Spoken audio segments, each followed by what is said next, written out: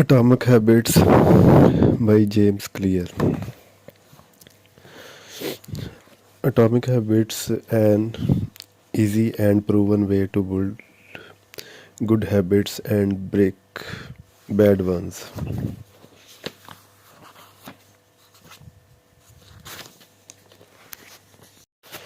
The first part of the book is the fundamentals.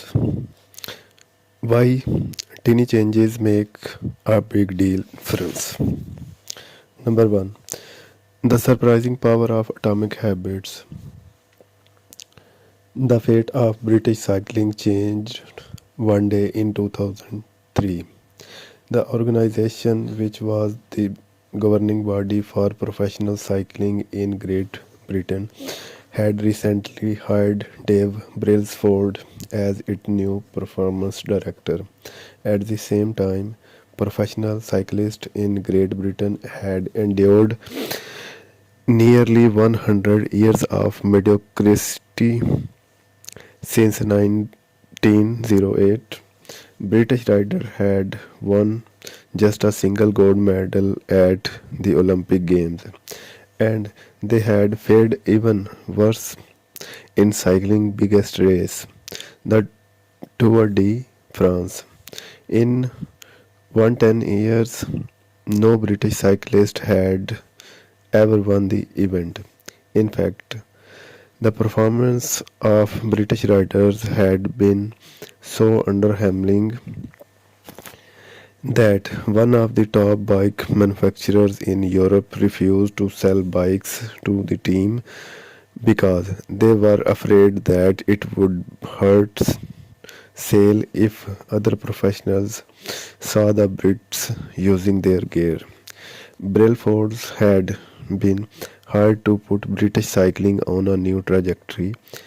What made him different from previous coaches was his relentless commitment to a strategy that he referred to as the aggression of marginal gains, which was a philosophy of searching for a tiny margin of improvement in everything you do.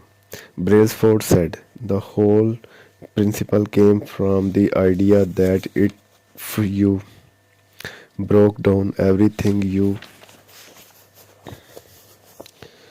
could think of that goes into riding a bike and then improve it by 1%, you will get significant increase when you put them all together. Brailsford and his coaches began by making small adjustments you might expect from a professional cycling team. They redesigned the bike seats to make them more comfortable and rubbed alcohol on the tires for a better grip. They asked riders to wear electricity heated overshorts to maintain ideal muscle temperature while riding and used biofeedback sensor to monitor how each athlete respond to a particular workout. The team tested various fabrics in a wind tunnel and had their outdoor riders switch to indoor racing suits, which proved to be lighter and more aerodynamic. But they didn't stop there. Brailsford and his team continued to find 1% improvements in overlooked and unexpected areas.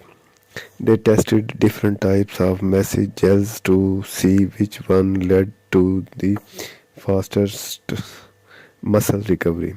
They hired a surgeon to teach each rider the best way to wash their hands to rescue the chances of catching a cold. They determined the type of pillow and mattress that led to the best night sleeps for each rider. They even painted the inside of the team truck white, which helped them spot little bits of dust that would normally slip by unnoticed but could degrade the performance of the finely tuned bikes. As these and hundreds of other small improvements accumulated, the result came faster than anyone could have imagined. Just 5 years after Brailsford took over, the British cycling team dominated the road and track cycling events at the 2008 Olympic Games in Beijing, where they won an astounding 60% of gold medals available. 4 years later, when the Olympic Games came to London, the Brits raised the bar as they set 9 Olympic records and 7 world records. That same year, Bradley Wiggins became the first British cyclist to win the Tour de France. The next year, his teammate Chris Froome won the race and he would go on to the win again in 2015, 2016 and 2017, giving the British team 5 Tour de France victories in 6 years.